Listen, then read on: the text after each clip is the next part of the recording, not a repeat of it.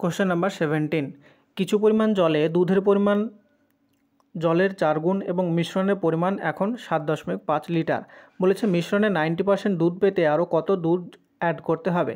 তো এখানে আমাদের দুধ এবং জলের যে রেশিও অর্থাৎ মিল্ক আর ওয়াটারের যে রেশিও সেটা প্রথমে কত বলেছে, দুধের পরিমাণ জলের 4 গুণ, তার মানে জল যদি 1 ইউনিট ধরি তাহলে সেখানে দুধ আছে আমাদের 4 ইউনিট।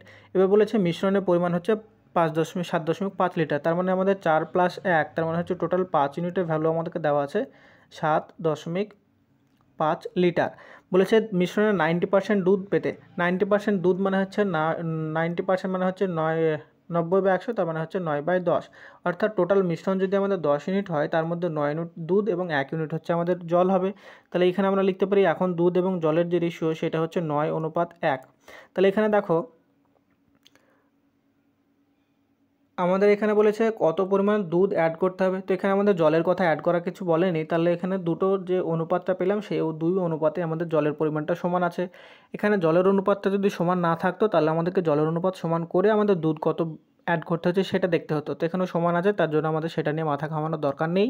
আমাদের দেখবো যে দুধটা কত ইউনিট অ্যাড করতে হয়েছে, 4 থেকে 9 হয়েছে, তার মানে আমাদের টোটাল 5 ইউনিট অ্যাড করতে হয়েছে। আবার এখানে আমাদের দেওয়া ছিল যে 5 ইউনিটের ভ্যালুই হচ্ছে আমাদের 7.5 লিটার। তাহলে এখানে আমাদের দুধ কত লিটার অ্যাড করতে হয়েছে, সেটা হচ্ছে 7.5 লিটার দুধ অ্যাড করতে হবে, যাতে আমাদের মিশ্রণটিতে 90% দুধ হয়, যেখানে অপশান নাম্বার এ হয়ে যাবে এখানে সঠিক উত্তর।